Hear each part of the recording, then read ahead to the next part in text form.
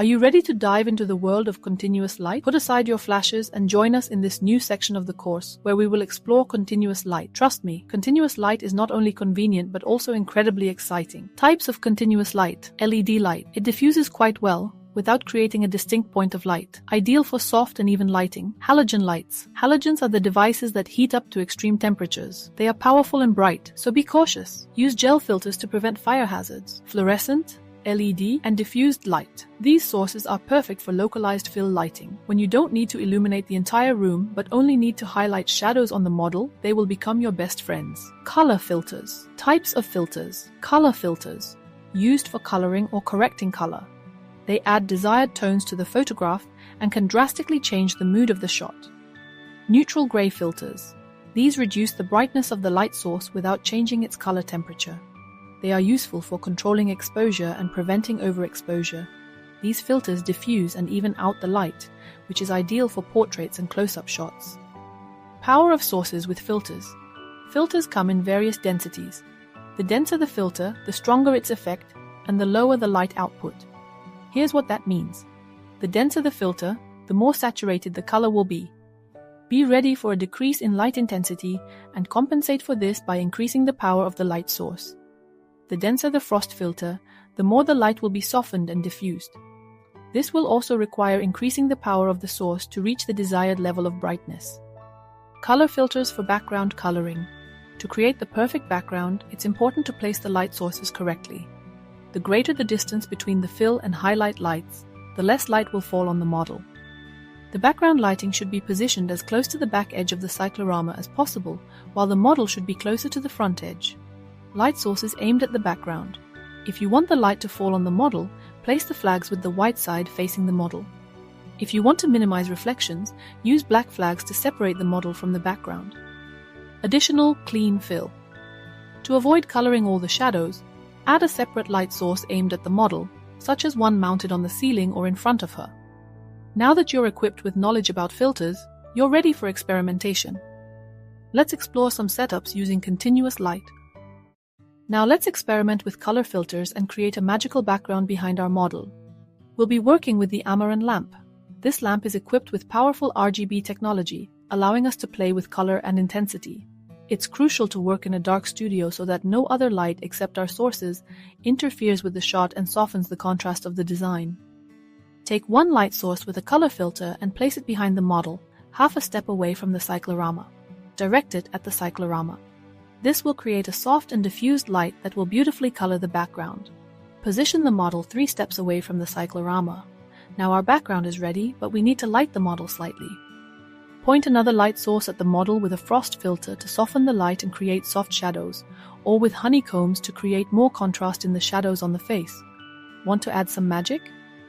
Replace the frost filter with another color filter, but position it to the side of the reflector. This trick will allow you to have 2 light sources in one, pure fill light and colored accent on the model. This will add depth to the photo and make the lighting more complex and interesting. Camera settings. Shutter speed, 140, aperture, f6, ISO, 320. So, we've set up all the light sources and flags, added the color filters, and prepared the model. Let's take a test shot and see how our filters transform the photograph. Don't be afraid to experiment with different colors and angles to find the perfect combination for your creative vision.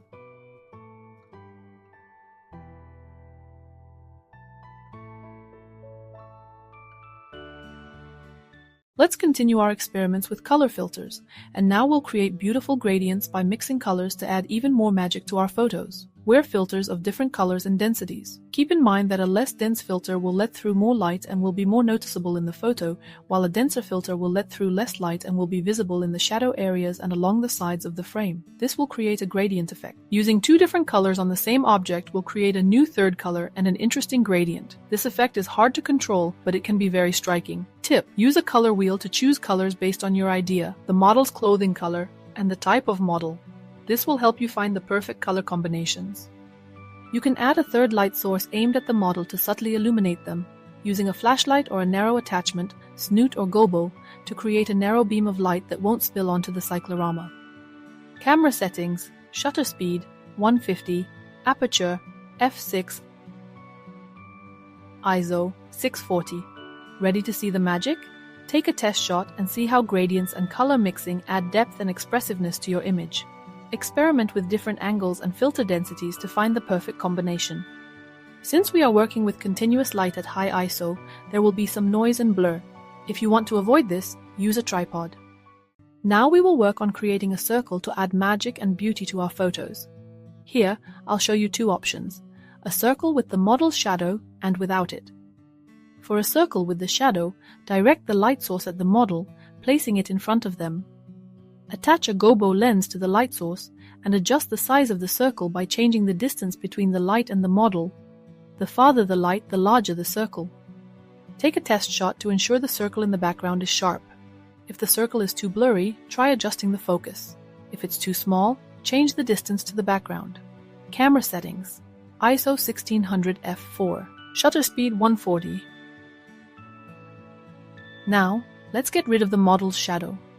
Set up a light source with a Fresnel lens or a gobo mask behind the background, and attach a color filter to this light source to give the circle a rich hue. Then, add light to the model from the previous setup by moving the light source with the gobo mask closer to the model and pointing it from above. Direct it to the areas you want to highlight, creating additional accents and volume. Camera settings: shutter speed 1:15, aperture f2, ISO 500. Experiment with different colors and circle sizes to achieve the desired effect.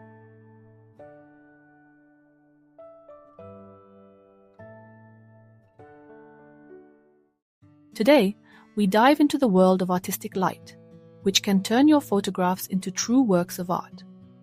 Plastic and glass are real magicians in the world of light.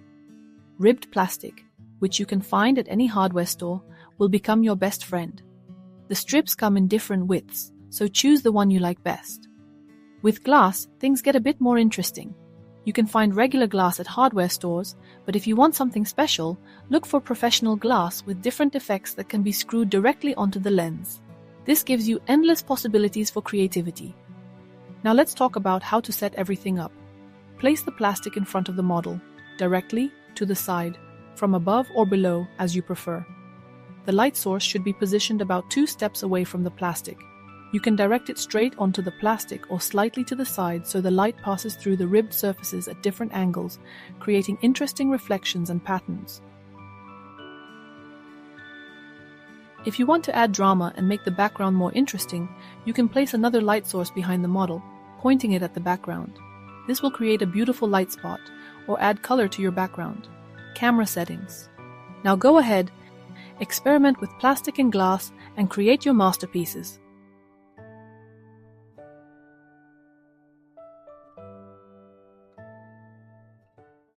Now, let's move on to working with mirrored plastic. This material comes in 2 main colors, gold and silver. In this lesson, I will be using silver plastic. It's also worth noting that there are different density options, thin sheets and thicker ones. In this setup, we need to adjust the placement of the light and plastic slightly. Place the light source in front of the model, to the side, but don't point it directly at the model. Instead, the light should fall on the plastic, and the reflection from the plastic will be directed onto the model. Here, it's essential to know how to work with the plastic correctly. To achieve beautiful patterns and reflections, you'll need a helper who can bend the plastic at different angles. Of course, you can simply lay the plastic on the floor or hang it on something, but the more it's bent, the more interesting the patterns you'll get. You can also position the plastic to the side of the model, behind her, or even wrap it around the model to create intriguing light effects. Don't forget to fully isolate the studio from any other light sources to preserve the contrast and sharpness of the patterns created by the reflections off the plastic. If your light is not powerful enough, you can use 2 or 3 lamps to achieve the desired effect. Camera settings. Adjust the angles of the plastic to see how the patterns and reflections change. This will help you find the perfect angle for each shot. Try using different types of plastic. For example, a combination of thin and thick, to create even more interesting and layered effects. If you want to enhance the effect, try directing multiple light sources at the plastic from different angles. Now, let's play with glass to create distortion effects. The real fun starts when you begin using glass or crystals right in front of the camera lens. Hold the glass in your hand and move it around to see how it changes the image, distorting it and creating unexpected effects. If you have special glass filters for the lens, you can screw them directly onto the lens, but for complete control over the distortions, it's better to hold the glass in your hand and experiment. Here, practice is key. Take as many shots as possible, experimenting with different angles and positions of the glass to find truly elegant and intriguing frames. You might have to reshoot several times to achieve the desired result, but the experimental process is always fun and allows you to unlock your creative potential.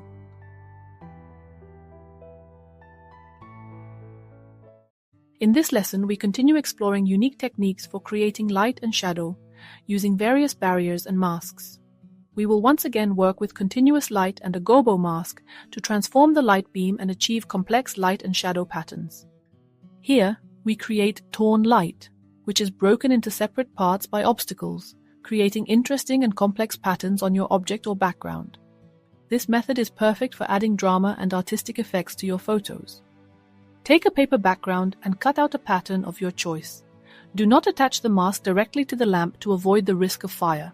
Instead, place it in front of the light source at a small distance. The cutout pattern will tear the light, creating spots and shadows on the model or background. For this technique, you can use not only a paper background, but also any other objects, branches, grids, pieces of fabric, etc., that can disrupt the light flow.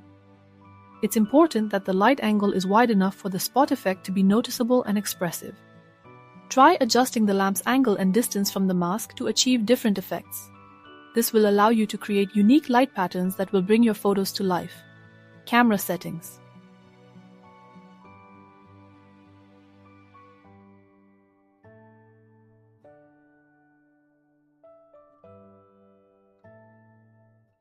In this lesson, we will use branches to create unusual shadow effects. Find branches with interesting shapes. The more chaotic and branching they are, the more intriguing the shadow patterns will be. These can be thin or thick branches, so feel free to experiment with their placement. To achieve hard shadows, the light should be directed and focused. Place the light one step away from the branches, which will interrupt the light flow. The closer you place the light to the branches, the sharper and more defined the shadows will be.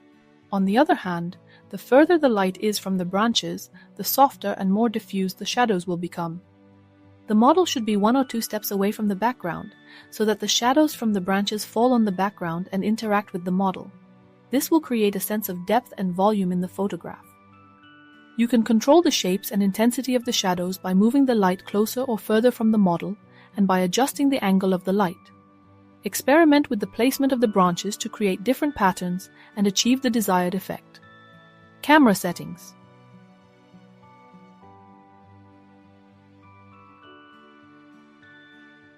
Now we will create a sunset light effect using 2 light sources and barn doors. This incredibly simple yet powerful tool will allow you to control the light and add the magic of sunset to your shots. We will work with the same Amaran lamp and add a halogen lamp for fill light. Place the lamp with a gobo attachment about 10 steps away from the model, directing it straight at the model. This light source will be the key light, creating the primary shape on the model and mimicking the warm sunset sun, so its temperature should be warm. If your lamp doesn't change color temperature, simply add a light orange or yellow filter to the light source. Use barn doors to control the light flow and create a beautiful line of light that highlights the contours of the model. Alternatively, you can use gobo masks with different patterns. The second light source will serve as the fill light, adding depth and softness to the shadows. Place it on the opposite side of the model and direct it to a reflection, for example on a wall, ceiling, or flag. Its color temperature should be cold to contrast with the warm key light and create the effect of a sunset illuminating the shadows. Use a blue filter if the lamp doesn't change temperature. It's important to maintain a temperature difference between the light sources to achieve the desired effect. The warm light will create the sensation of sunset, while the cold light will softly color the shadows, adding volume and atmosphere to the shot. Camera settings.